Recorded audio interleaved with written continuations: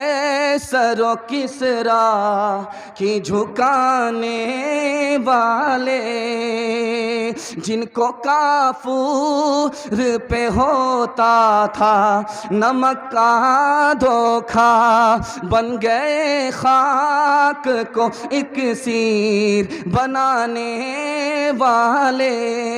بات کیا تھی کہ نئی راہ سے نہ روما سے ڈرے، چند وہ لوگ کے اونٹوں کے چرانے والے۔ نبی کی سیرت کے حوالے سے بڑا پیارا مطالعہ آپ کی خدمت میں لا رہا ہوں۔ اپنے بھائی کو معاف کریں گے، بدلہ نہیں لیں گے، ہاتھ اٹھائیے انشاءاللہ۔ سن کر کے آپ کو تعجب ہوگا، پورے ہندوستان میں 3 سماج کو ترقی ہے، اس میں مسلمان نہیں ہے۔ پورے ہندوستان میں صرف 3 سماج کو ترقی ہے، باقی کسی کو نہیں ہے۔ اس میں مرواڑی ہے، گجر ہے، مہتا ہے، مسلمان نہیں ہے۔ اب میں آپ کو راز بتا رہا ہوں، مرواڑی کو ترقی ہے، گجر کو ترقی ہے، مہتا کو ترقی ہے، مسلمان کو ترقی کیوں نہیں ہے؟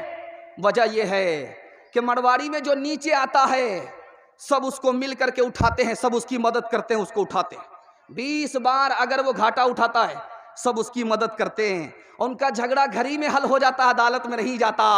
مسلمانوں کا مسئلہ جھگڑا گھر میں حل ہوتا نہیں ہے، عدالت جاتا ہے، اور مسلمان میں کوئی اوپر جاتا اس کو ٹانگ کھینچ کر کے برابر کرتے ہیں، اس لیے ان کو ترقی ہے، ہم کو ترقی نہیں ہے۔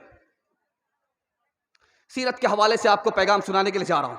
آپ بھائی کو معاف کیجئے، پڑوسی کو معاف کیجئے، بدلہ مت لیجئے، کل سے آپ کی ترقی شروع ہو جائے گی۔ خربوزہ خربوزے کو دیکھ کر کے رنگ پکڑتا ہے، پہلے آپ معاف کیجئے، پوری دنیا آپ کو معاف کرے گی۔ میں سنانے کے لیے جا رہا ہوں۔ ابھی الیکشن کا زمانہ تھا، آپ کے سامنے سے گزرا، لوگ گزرتے ہوں گے، مجھ کو ووٹ دیجئے میں وفادار ہوں۔ وہ کہتا ہے کہ مجھ کو ووٹ دیجئے میں وفادار ہوں۔ آپ کو کیسے پتا چلے گا کہ یہ وفادار ہے؟ اگر یہ دوسرے کو دھوکہ دیتا ہے، دوسرے سے دھوکہ کھاتا ہے، یہ وفادار نہیں ہو سکتا۔ مدد کا کیا مطلب ہے؟ خدمت کا کیا مطلب ہے؟ مکھیا بھی کہہ رہا میں خدمت کے لیے آ رہا ہوں، سمیتی بھی کہہ رہا خدمت کے لیے آ رہا ہوں۔ خدمت کا مطلب کیا ہے؟ مسلمان کی جان کی حفاظت کرے، مسلمان کے مال کی حفاظت کرے، مدد کی ضرورت پڑے مدد دے، محبت کرے، غلطی ہو جائے معاف کرے، اس کا نام خدمت ہے۔ 2-3 مثال دے رہا ہوں، پیغام کو ختم کر رہا ہوں۔ آپ دیکھیں گے مدینے کے اندر لاکھوں کبوتر ہیں، مکے کے اندر دیکھیں گے لاکھوں کبوتر ہیں۔ یہ لاکھوں کبوتر کہاں سے آئے؟ آپ دیکھیں گے لاکھوں کبوتر آپ کو حرم کے اندر نظر آئیں گے، مکے کے اندر نظر آئیں گے، مدینے کے اندر نظر آئیں گے۔ علامہ زرقانی رحمت اللہ علیہ نے لکھا ہے، غار ثور میں نبی آ کر کے چھپے ہیں، غار ثور میں نبی آ کر کے چھپے ہیں، مکڑی نے جالا لگایا، کبوتر نے انڈا دیا، یہ لاکھوں کبوتر اسی جوڑے کی نسل ہے۔ آپ نبی کے دین پر کھڑا ہو جائیے، نبی کے دین کو مدد کیجئے، اللہ آپ کی اولاد کو ایسے بڑھائے گا جیسے حرم کے کبوتر کی نسل کو اللہ نے بڑھا دیا۔ دوسری بات کو یاد رکھیے، ہمارے نبی کے بارے میں سیرت میں آتا ہے کہ بکری چرائی ہے، اونٹ نہیں چرایا۔ بکری تو چرائی ہے لیکن اونٹ نہیں چرایا۔ یہ راز آپ کو بتا رہا ہوں۔ اونٹ چرانا آسان ہے، بکری چرانی بہت مشکل ہے۔ ادھر بھاگتی ہے، ادھر بھاگتی ہے، ادھر بھاگتی ہے، ادھر بھاگتی ہے، اس کو جوڑ کر کے رکھنا پڑتا ہے۔ اس پر بھیڑیے کا حملہ ہوتا ہے، حملے سے بچانا پڑتا ہے۔ نبی بعد میں بنانا ہے، امت کو چلانا ہے، شیطان بھیڑیے سے بچانا ہے، اس لیے پہلے بکری چروائی، اس کے بعد نبی بنایا۔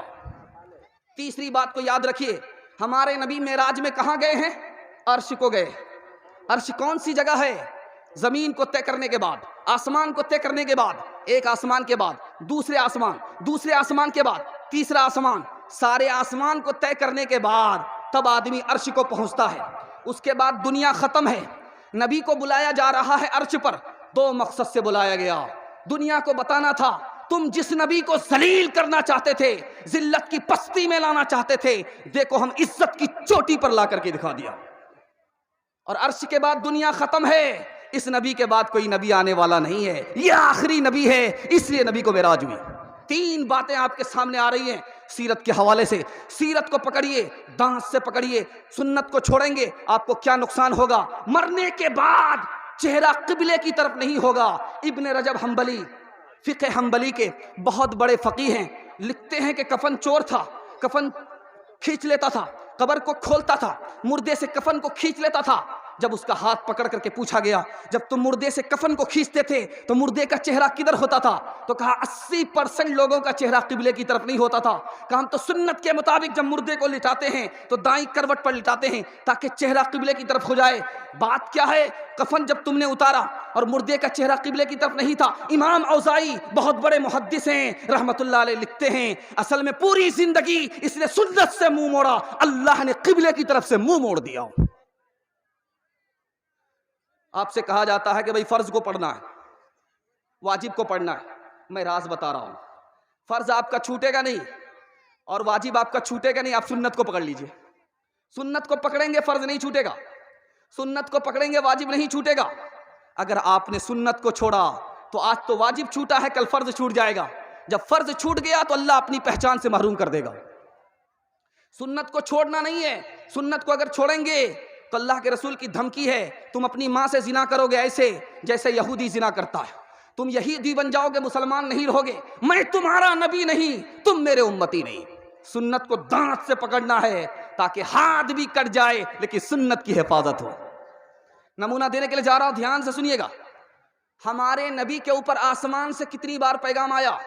حضرت آدم کے اوپر 12 مرتبہ، حضرت عیسیٰ کے اوپر 13 مرتبہ، حضرت ادریس کے اوپر 4 مرتبہ، حضرت ابراہیم کے اوپر 40 مرتبہ، اور حضرت موسیٰ علیہ السلام کے اوپر آسمان سے اللہ کا پیغام کتنی بار اترا؟ 500 مرتبہ۔ ہمارے نبی کے اوپر آسمان سے اللہ کا پیغام کتنی بار اترا؟ 24,000 بار۔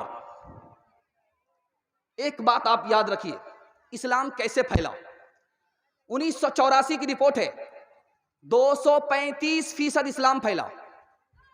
عیسائی نے لڑکی کو لگا کر کے، شراب اور شباب کو لگا کر کے عیسائیت نہیں پھیلا سکے۔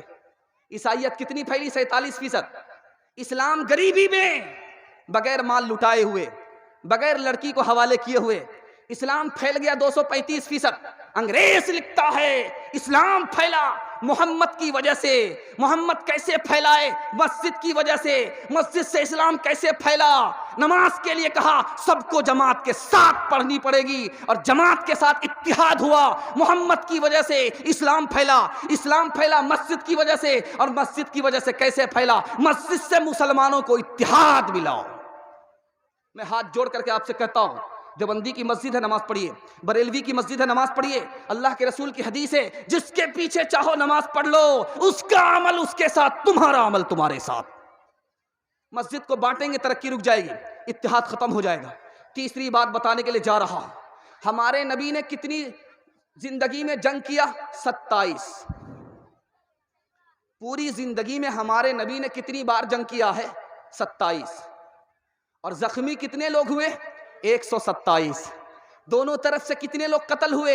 1018۔ قیدی کتنے ہوئے؟ 6500۔ سب کو چھوڑ دیا گیا۔ قتل کتنے ہوئے؟ 1018۔ پہلی جنگ عظیم ہوئی۔